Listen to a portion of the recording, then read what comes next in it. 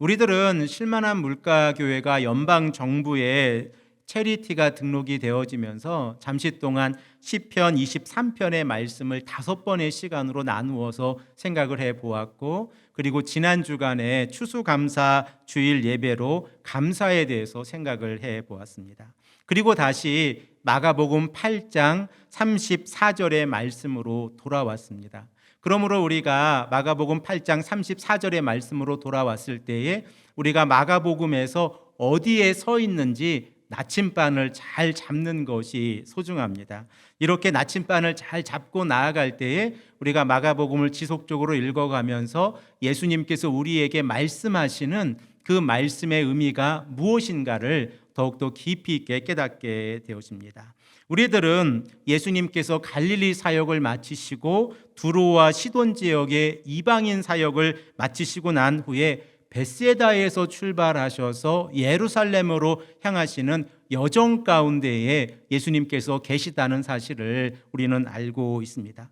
그리고 바로 그 길 위에서 예수님께서 이 12 제자들을 가르치시는 모습을 우리는 생각을 해보았습니다. 특별히 마가는 마가복음 8장 22절에서 26절의 말씀과 10장 46절에서 52절의 말씀, 곧 예수님께서 벳세다에서 예루살렘으로 들어가시는 그 처음과 끝에 동일한 사건을 기록하고 있는데, 그 사건이 시각장애인을 고쳐주는 사건입니다.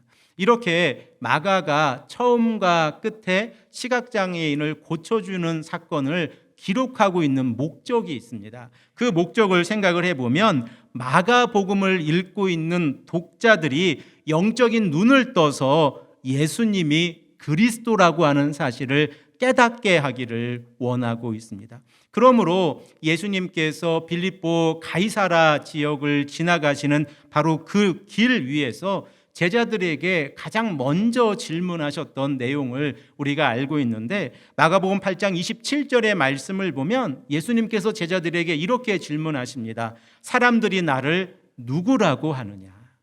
이에 대한 제자들의 답변은 무엇이었습니까? 제자들은 이렇게 대답을 했습니다. 세례 요한이나 엘리야 또는 선지자 중에 한 명입니다 라고 답변을 하였습니다.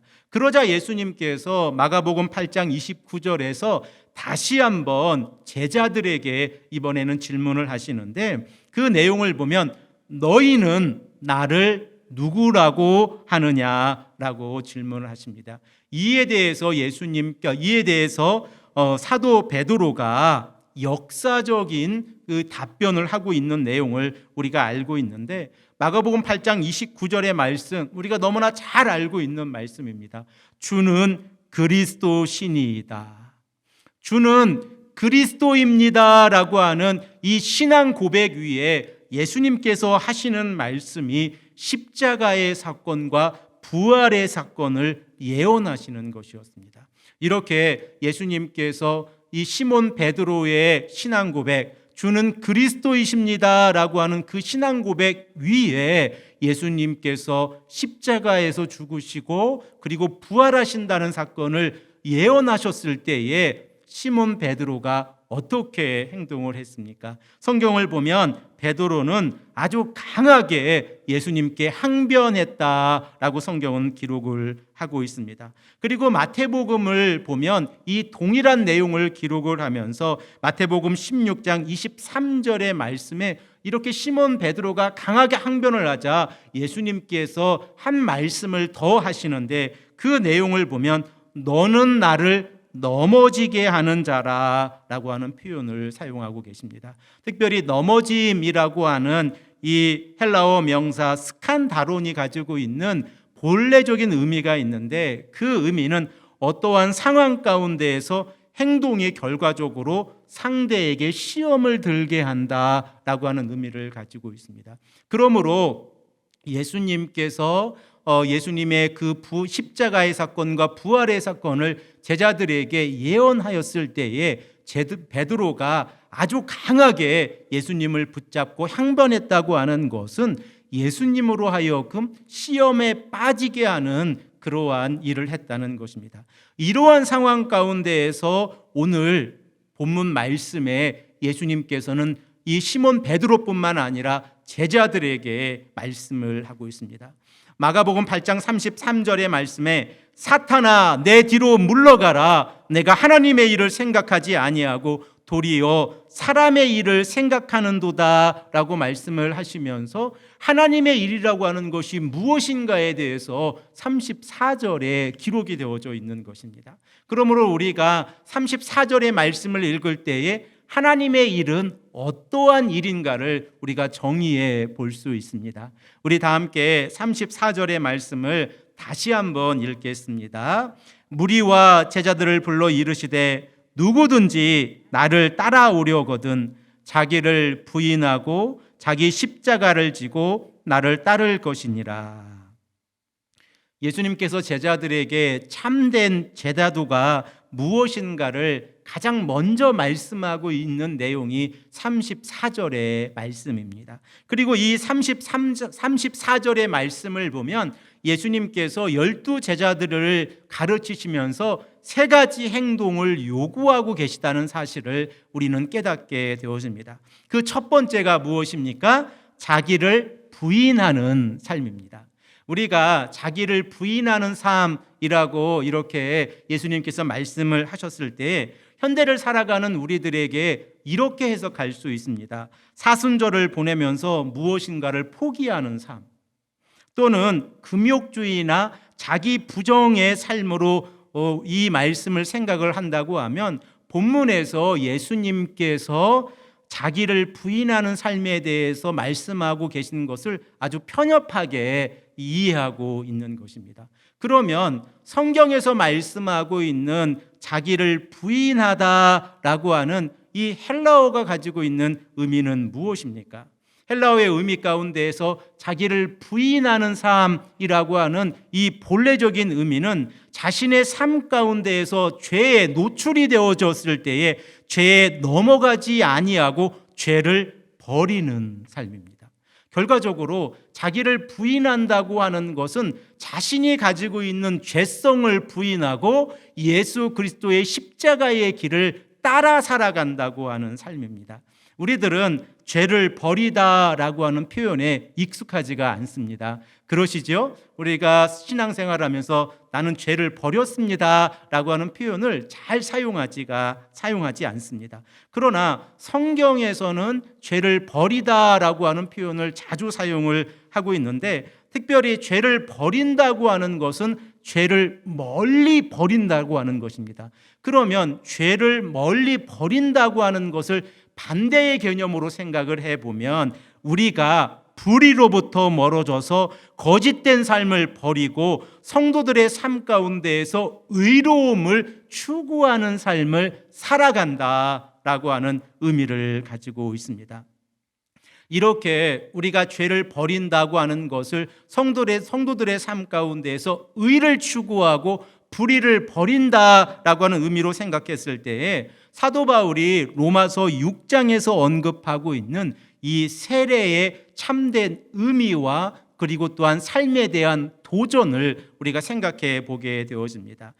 사도 바울은 예수님의 이 십자가의 사건과 부활의 사건과 연합하는 것을 세례다라고 설명을 하고 있습니다. 그러므로 우리가 이 땅을 살아가면서 우리의 죄된 성품을 바라보았을 때 우리가 죄인이라고 하는 사실을 깨닫고 복음을 가까이 하고 복음을 믿고 예수 그리스도의 십자가의 사건과 부활의 사건과 연합했다고 하는 것은 결과적으로 성도들의 삶 가운데에서 새 생명 가운데에서 살아가는 것입니다. 이렇게 새 생명 가운데서 살아갈 때에 성도들은 그리스도 예수와 연합된 삶을 살아가게 되었습니다. 연합이라고 하는 것이 무엇입니까? 함께 살아가는 것입니다. 우리가 예수님과 연합되어졌다고 하면 예수님과 우리 자신이 함께 동행하는 삶을 살아가는 것입니다. 그러므로 동행하는 삶 가운데에서 우리가 함께 예수님과 대화를 나누고 그리고 예수님의 의견을 듣고 예수님의 말씀에 순종하는 삶을 살아가는데 이러한 방법을 우리는 예수님의 말씀을 묵상하는 것 그리고 하나님께 예수 그리스도의 이름으로 기도하는 것을 생각해 볼 수 있습니다. 또한 하나님의 말씀을 읽고 그 말씀을 우리들의 삶에 적용하는 것으로 생각을 해 볼 수 있습니다. 이렇게 연합되어졌을 때에 성도들의 삶 가운데 나타나는 결과가 있습니다. 그것이 무엇입니까? 결과적으로 자기 자신을 부인하는 삶입니다. 자기 자신을 부인했을 때에 성도들은 불의의 도구로 자기 자신을 내어주는 것이 아니라 의의 도구로 자기 자신을 내어주게 되어집니다. 그래서 사도 바울은 로마서 6장 12절 13절 말씀에 우리들에게 성도들에게 이러한 삶을 제시하고 있습니다. 우리 다 함께 이 말씀을 읽겠습니다. 특별히 이 말씀을 읽으실 때에 무기라고 번역되어져 있는 이 단어는 도구라고 하는 단어로 번역을 해서 우리가 읽으면 조금 더 헬라어적인 개념으로 읽게 되어집니다. 우리 다 함께 읽겠습니다. 그러므로 너희는 죄가 너희 죽을 몸을 지배하지 못하게 하여 몸의 사욕에 순종하지 말고 또한 너희 지체를 불의의 도구로 죄에게 내주지 말고 오직 너희 자신을 죽은 자 가운데에서 다시 살아난 자 같이 하나님께 드리며 너희 지체를 의의 도구로 하나님께 드리라. 사랑하는 성도 여러분, 로마서 6장 12절에서 말씀하고 있는 몸의 사욕에 순종하지 말라라고 하는 그 의미를 생각을 해보면 결과적으로 우리의 삶 가운데에서 죄 가운데 살아가지 말라고 하는 것입니다. 그리고 이렇게 죄로부터 멀어졌을 때에 성도들은 자신의 마음의 본성 가운데 있는 죄를 부인하게 되어지고 자기를 부인하게 되어지고 의로움에 참여하게 되어졌을 때에 불의의 도구가 아니라 의의 도구로 살아가게 되었습니다. 이렇게 자기를 부인하는 삶을 살아갈 때에 성도들에게 직면하고 있는 두 번째 제자도의 삶이 무엇입니까? 바로 자기의 십자가를 지고 살아가는 것입니다. 성도가 예수 그리스도와 연합된 삶을 살아갈 때에 그 연합 가운데에서 예수 그리스도께서 짊어지신 십자가를 함께 짊어지고 살아간다고 하는 것은 얼마나 행복한 삶입니까? 우리들은 마가복음이 공간복음서에서 가장 먼저 기록된 복음서라는 것을 잘 알고 있습니다. 아마도 제 의견에는 AD 65년에서 69년경에 마가가 이 복음서를 기록을 했습니다. 사도 바울의 죽음과 그리고 사도 베드로의 죽음을 목격했던 마가가 자신의 공동체에 복음은 예수 그리스도이십니다라고 하는 이 진리를 전하기 위해서 마가 공동체에 이 복음을 또 기록하고 있습니다. 그러면 오늘 본문 말씀 34절의 말씀을 읽을 때에 우리들은 한 가지 주목해야 되는 단어가 있다고 하는 사실을 깨닫게 되어집니다. 마가가 자신의 공동체에 처음 이 복음서를 기록했을 때에 공간 복음 가운데 복음서 가운데에서 가장 처음 나오는 단어가 거기에 있습니다. 그 단어가 무엇이겠습니까? 우리가 잘 알고 있는 바와 같이 십자가라고 하는 단어입니다. 우리들은 십자가라고 하는 단어를 들었을 때에 우리 기독교인들에게 너무 익숙하게 듣고 있는 단어이기 때문에 이 단어에 대한 거부감이 전혀 없습니다. 그러시지요? 십자가라고 하는 이 단어를 들으시면서 십자가에 대해서 거부감이 있으시거나 그리고 불편함이 있으신 분들은 우리 성도님들 가운데 아무도 없습니다. 그러나 초기 기독교인들에게 생각을 해 보십시오. 십자가라고 하는 단어를 예수님께서 자신의 공생애 가운데서 처음 12 제자들에게 사용을 하셨을 때에 그 제자들은 십자가라고 하는 단어를 들었을 때에 마음 한구석에 어딘가 불편했을 것입니다. 왜 그렇습니까? 1세기의 철학자였던 프루타르크의 기록에 의하면 이 십자가라고 하는 단어를 그들에게 적용이 되어졌을 때 십자가란 제수가 자신의 십자가를 지고 처형의 장소까지 옮겨져야 하는 그 무거운 짐을 의미합니다. 그러므로 이러한 이 프루타르코의 정의를 예수님께서 십자가를 지시고 골고다의 언덕에 올라가시는 모습으로 생각을 해보면, 예수님께서 십자가를 지시기 이전에 제자들이 십자가라고 하는 단어를 처음 들었을 때에 그들의 마음 가운데 들었던 그 십자가가 가지고 있는 이미지는 죽음과 수치스러움으로 다가왔을 것입니다.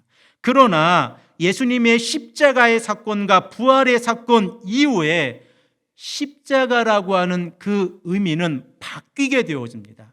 그 의미는 수치와 부끄러움을 상징하는 그 의미에서 영광과 하나님의 나라를 상징하는 의미로 바뀌게 되어지고, 그리고 마가가 자신의 공동체에 이 십자가라는 단어를 처음 사용하고 있었을 때에 그들의 공동체 가운데에서 십자가라고 하는 이 단어를 들었을 때 마음 한구석이 뛰고 있고, 그 십자가라는 이 단어를 들었을 때에 십자가를 통하여 우리가 하나님의 나라에 들어갈 수 있다고 하는 그 영광스러움을 보았을 것입니다. 그러므로 우리들의 마음 가운데에서도 오늘 본문 말씀 34절의 말씀을 읽으면서 십자가라고 하는 이 단어를 우리가 읽을 때에 우리 마음 한구석이 뛰고 있고, 그리고 이 마음 한구석 가운데에서 믿음의 주요 온전하게 하시는 예수 그리스도의 십자가를 바라보는 그 영광스러움이 우리 마음 가운데 있기를 소망합니다. 히브리서 기자는 히브리서 12장 2절에 어떻게 우리에게 말씀하고 계십니까? 우리 다 함께 이 말씀을 읽겠습니다. 믿음의 주여 또 온전하게 하시는 이인 예수를 바라보자. 그는 그 앞에 있는 기쁨을 위하여 십자가를 참으사 부끄러움을 개의치 아니하시더니 하나님 보좌 우편에 앉으셨느니라. 아멘. 결과적으로 십자가를 지고 우리가 예수 그리스도의 삶을 따라간다고 하면 그리스도와 연합되어져 있는 성도들의 삶 가운데에서 십자가를 졌다고 하는 것은 이 우리들이 그리스도와 연합되어졌다는 것이 더욱더 강화되어지는 이미지로 이 마가가 사용을 하고 있습니다. 우리가 십자가를 지고 그리스도와 연합된 삶을 살아간다고 하면 참된 제자도의 삶을 살아가고 있지 않겠습니까? 이 연합이라고 하는 단어를 우리가 이 시간 짧게 생각을 해 보기를 원하는데, 오늘 이 시간에는 연합이라고 하는 이 단어를 구약적인 개념에서 하나 가지고 와서 생각을 해 보기를 원합니다. 구약 성경 가운데에서 다윗 다음으로 하나님 앞에서 올바른 길을 걸어갔던 왕을 한 명 뽑으신다고 하면 여러분들은 어떠한 왕을 뽑으시겠습니까? 제 개인적인 생각에는 히스기야 왕입니다. 히스기야가 하나님 앞에서 바른 삶을 살아갔습니다. 그리고 열왕기하 18장의 말씀을 보면 이 히스기야 왕이 여호와와 연합되어졌다라는 기록을 가지고 있는데, 그러면 히스기야는 어떻게 여호와 하나님과 연합된 삶을 살아갈 수 있었습니까? 우리가 이 말씀을 열왕기하 18장 3절과 5절의 말씀을 통하여 생각을 해보겠습니다. 이 두 절의 말씀을 우리 다 함께 읽겠습니다. 히스기야가 그의 조상 다윗의 모든 행위와 같이 여호와께서 보시기에 정직하게 행하여. 그리고 5절의 말씀입니다. 히스기야가 이스라엘 하나님 여호와를 의지하였는데 그의 전후 유다 여러 왕 중에 그러한 자가 없었으니. 결과적으로 히스기야가 여호와 보시기에 정직하게 행했고, 그리고 히스기야 왕은 여호와 하나님을 의지하는 삶을 살아갔다는 것입니다. 그래서 이 열왕기하 기자는 열왕기하 18장 6절 말씀에 이렇게 히스기야 왕을 평가하고 있습니다. 우리 다 함께 이 말씀을 읽겠습니다. 곧 그가 여호와께 연합하여 그에게서 떠나지 아니하고 여호와께서 모세에게 명령하신 모든 계명을 지켰더라. 아멘. 히스기야 왕의 삶을 생각을 해보면 그는 여호와 하나님 앞에서 정직하게 행하였고 여호와 하나님을 의지하는 삶을 살아갔습니다. 우리가 이사야서를 생각을 해보면서 이사야서 2장 22절의 말씀을 이사야서 전반부의 핵심적인 성경 구절로 제가 강조하고 있는데, 우리들의 인생 가운데에서, 우리들의 삶 가운데에서 인생을 의지하는 것이 아니라 하나님을 의지하는 것이 살 길이다라고 하는 사실을 우리는 잘 깨닫고 있습니다. 그리고 히스기야 왕은 자신의 아버지 아하스와 다르게 여호와 하나님을 의지하는 삶을 살아갔습니다.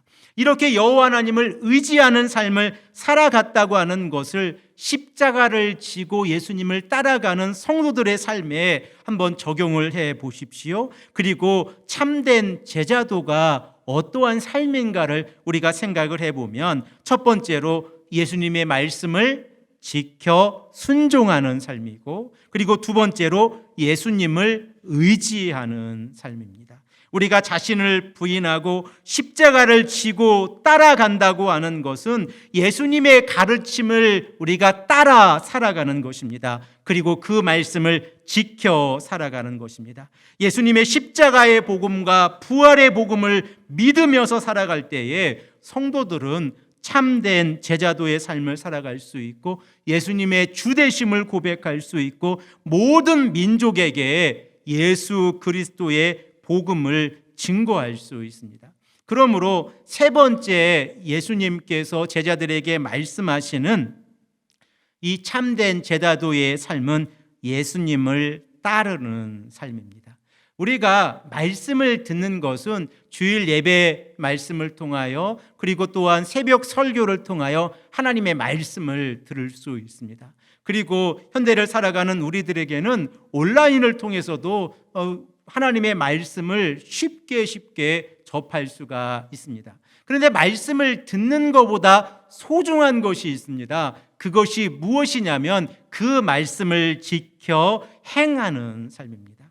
예수님께서 승천하시기 이전에 마태복음 28장 19절에서 20절의 말씀을 보면 예수님의 마지막 지상명령 더 그레이트 커미션이 기록되어져 있지 않습니까? 그 말씀을 우리 이 시간에 다 함께 읽겠습니다. 그러므로 너희는 가서 모든 민족을 제자로 삼아 아버지와 아들과 성령의 이름으로 세례를 베풀고 내가 너희에게 분부한 모든 것을 가르쳐 지키게 하라. 볼지어다 내가 세상 끝날까지 너희와 항상 함께 있으리라. 아멘. 성도가 참된 제자도의 삶을 살아간다는 것은 복음을 전하는 것에 끝나는 것이 아니라 복음을 지켜 행하는 삶을 살아갈 수 있도록 성도들을 돕는 삶입니다. 그러므로 우리 쉴만한 물가교회를 통하여 이 복음이 전파되어졌을 때에 복음이 전파되어진 것으로 끝난 것이 아니라 이 복음대로 살아갈 수 있도록 성도님들을 도우는 역할을 쉴만한 물가교회가 해야 하고, 그리고 또한 이 복음을 듣는 모든 성도님들이 말씀을 들었으면 마음 한 구석에 내가 이 말씀을 지켜 행하는 삶을 살아가야 한다고 하는 신앙 고백이 있을 때에 교회는 그 역할을 감당하게 되어지고 하나님의 성도들은 그 역할을 감당하면서 하나님의 말씀대로 살아가게 되어집니다. 이렇게 살아갈 때에 하나님께서 놀라운 복을 우리에게 허락하신다는 사실을 우리들은 마태복음 28장 20절의 말씀을 통하여 깨닫게 되어지는데, 바로 그것이 무엇입니까? 임마누엘입니다. 하나님이 우리와 함께 계십니다. 하나님이 우리와 함께 계십니다. 저는 여러분들에게 언약의 세 가지 특징을 말씀을 드렸습니다. 다시 한번 생각을 해보시면 하나님께서 약속해 주시고 공급해 주시고 보호해 주시는 것입니다. 그리고 하나님의 약속하심과 공급하심과 보호하심을 한 단어로 설명을 한다면 임마누엘, 하나님이 우리와 함께 계십니다. 결과적으로 참된 제자도의 삶을 살아가는 것은 임마누엘의 삶입니다. 우리가 이 땅을 살아가면서 자신을 부인하며 죄를 멀리 버리고 십자가를 짐으로 예수 그리스도와 연합하고 예수님의 복음을 듣고 지켜 행하는 삶, 결과적으로 이러한 삶이 이 땅을 살아가는 성도들의 삶 가운데에서 참된 제자도의 삶이지 않습니까? 우리가 제자도의 삶을 살아가는 것을 어렵게 생각하면 안 됩니다. 하나님과 함께함을 우리가 경험하며 살아간다고 하면 그 시점이 우리가 참된 제자로 살아가는 것입니다. 이렇게 말씀에 순종하고 복음에 순종하며 살아갈 때에 하나님께서 우리 공동체와 함께 하시고 이 복음을 듣는 모든 성도님들과 함께 하신다는 사실을 우리가 깨닫고 이번 한 주간의 삶 가운데에서도 말씀 가운데에서 순종하시는 삶을 살아가시는 귀하고 복된 하나님의 성도님들이 되시기를 간절히 축복합니다. 함께 기도드리겠습니다.